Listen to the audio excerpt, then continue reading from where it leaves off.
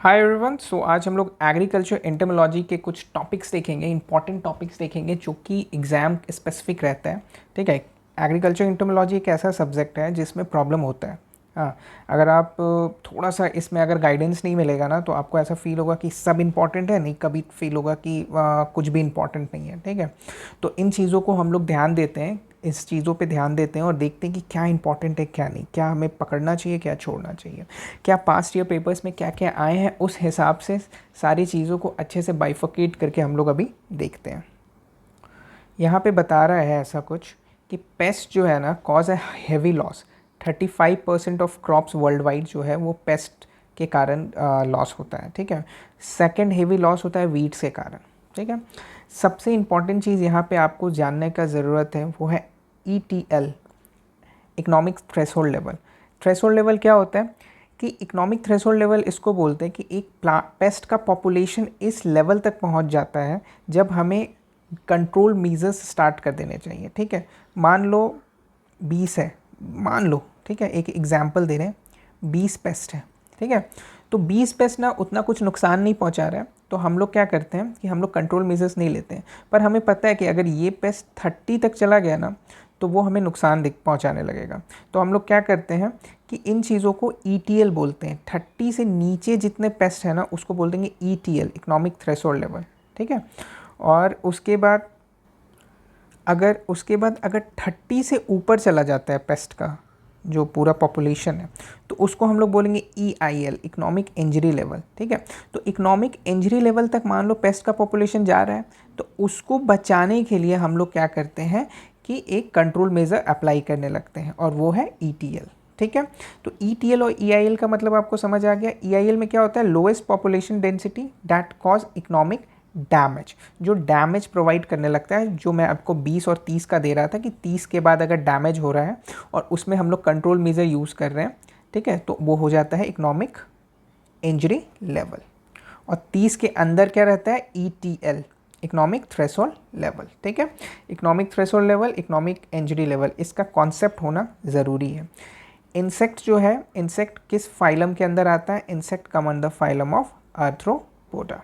ठीक है, Metamorphosis, Metamorphosis होता क्या है आपको जानना ज़रूरी है। It's a radical change in morphology during development.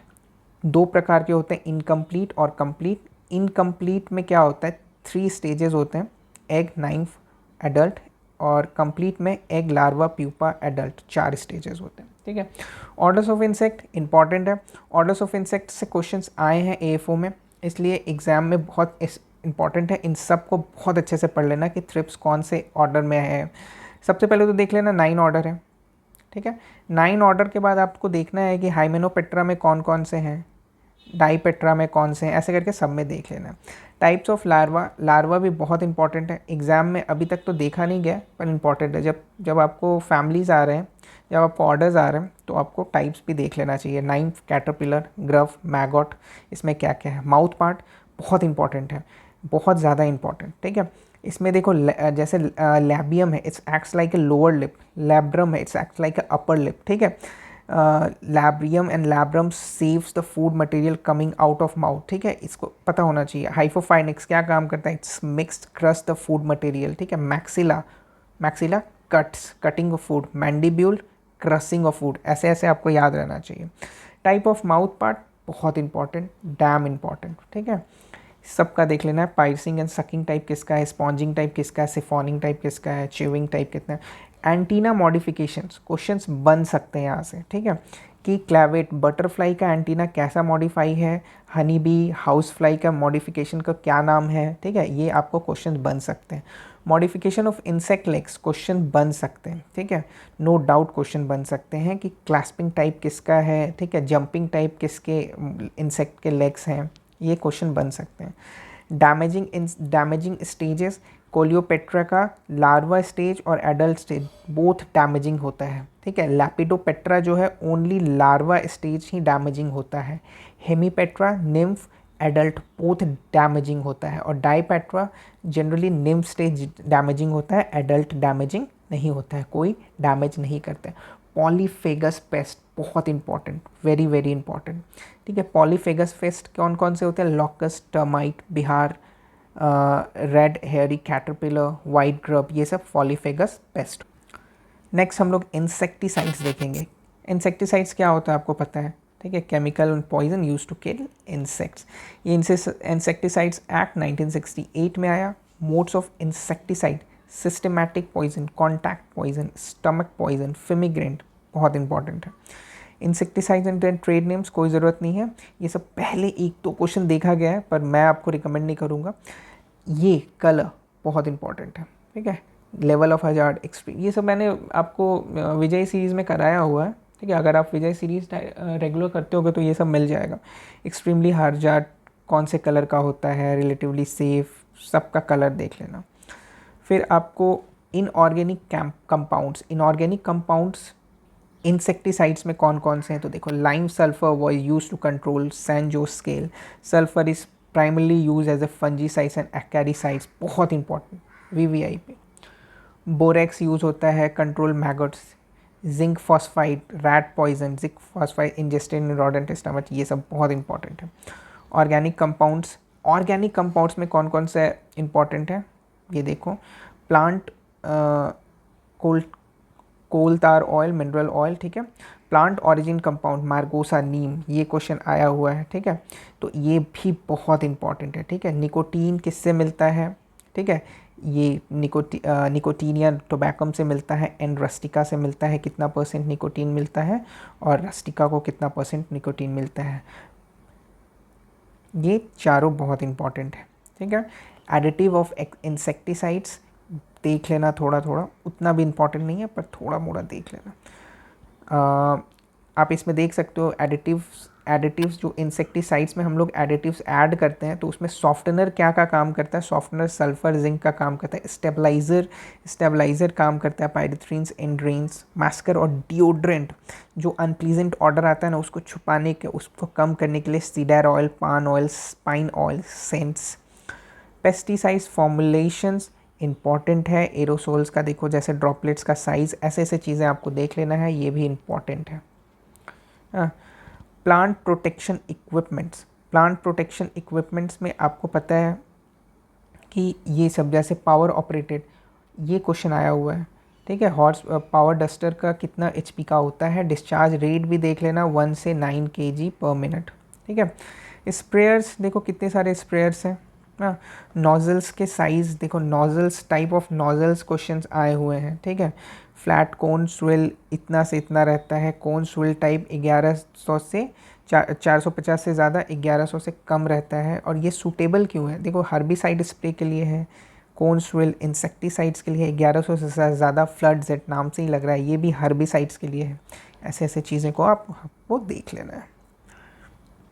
Static part देख लेना है, जैसे कि आपको साइज़ ऑफ ड्रॉपलेट्स 300 से 400 का, रॉकिंग स्प्रेयर का प्रेशर कितना है, नैपसैक स्प्रेयर कहाँ यूज़ होता है, स्टेरअप पंप स्प्रेयर देखो इसका प्रेशर कितना है, बकेट पंप देखो लो क्रॉप्स वेजिटेबल्स नर्सरी के लिए, क्वेश्चन बन सकते हैं ना कि लो क्रॉप्स और नर्सरी के लिए कौन से स्प्रेयर यूज़ करते हैं, ठीक है।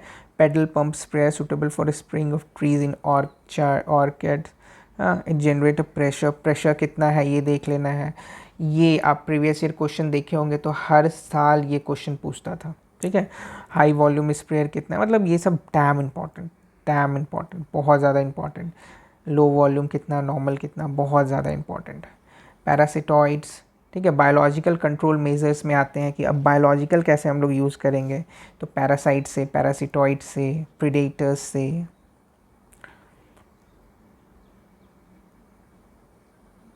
यहाँ पे major pest and of crops and their control measures में देखेंगे कि राइस का मेजर पेस्ट देख लेना, yellow stem, rice gall midge, green leaf hopper, ठीक है।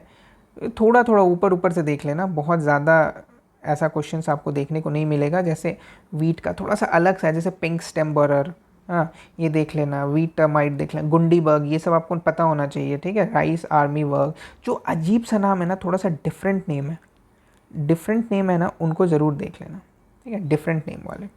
शूट फ्लाई, सोरगम देखो यहाँ पे, लीफ हॉपर, टॉप बॉर्डर, आपको हर में एक ही चीज़ मिलेगा, पर थोड़ा सा अगर नेम डिफरेंट है ना तो आपको देखना होगा, जैसे पिंक बॉलवॉर्म, ठीक है, स्पॉटेड बॉलवॉर्म, अमेरिकन बॉलवॉर्म। देखो आगे जो है ना एक और चैप्टर रहेगा, उसमें इन सब को डिफाइन किया रहेगा कि पिंक वॉर्म फॉर्म करता क्या है, स्पॉटेड बॉलवॉर्म कि कैसे क्या करता है, क्या इशू लाता है, वो ज़्यादा इंपॉर्टेंट होता है। इसमें बस आपको देखना है, थोड़ा थोड़ा ऊपर से देख लेना कि हाँ pink bollworm, spotted, American red cotton bug, ये सब आपको कॉटन के। ऐसे ही पिजन पी, सोयाबीन, ग्राउंडनट, सबका हम लोग देखते चलेंगे थोड़ा थोड़ा। मतलब ये कोई ज़रूरत नहीं है, ऐसे क्वेश्चन नहीं आएगा कि मैंगो का मैंगो हॉपर है कि नहीं पेस्ट, हाँ what is the paste of mango fruit fly, किस फ्रूट का पेस्ट है, ऐसा क्वेश्चन तो आने वाला नहीं, ठीक है। कोई भी देख के बता देगा कि मैंगो है, ठीक है। तो इसको बस ऊपर ऊपर से देख लेना है, इसमें आपको एकदम घुसना नहीं है। फिर स्टोर्ड ग्रेन पेस्ट, ग्रेन को स्टोर किए हैं तो उसमें कौन कौन सा पेस्ट है, देखो इस बार भी एग्ज़ाम में आया हुआ है स्टोरेज ग्रेन से, ठीक है। तो राइस वीविल देख लेंगे, khapra beetle, wheat beetle, red flour beetle, lesser grain borer, pulse beetle, मूंग धोरा, राइस मॉट, ये सब बस ऊपर ऊपर से देख लेंगे। इसके डिटेल वर्जन एक और चैप्टर जो नेक्स्ट चैप्टर है उसमें हम लोग पढ़ते हैं। तो ये पूरा हो गया ओवरव्यू, समरी हो गया, किसका हो गया, एग्रीकल्चर इंटमोलॉजी का पूरा समरी हो गया, ठीक है। जो जो इसमें टिक किए हैं उसको कर लेना। आई प्रेफर आर के शर्मा बुक से कर लेना अगर आपके पास है तो। बहुत डिटेल में नेम राज में नहीं है, थोड़ा सा क्या है कि इसमें थोड़ा सा स्टोरी वाइज लिखा रहता है तो थोड़ा समझने में आसानी होता है, हाँ। और आपको जो भी बुक सही लगे उससे करो, ठीक है। पर ये बुक से या जो भी बुक है उससे एग्रीकल्चर इंटमोलॉजी के जो जो टॉपिक्स हमने अभी डिस्कस किए हैं उसको ज़रूर से ज़रूर कर लेना, ठीक है। चलो थैंक यू, बाय बाय।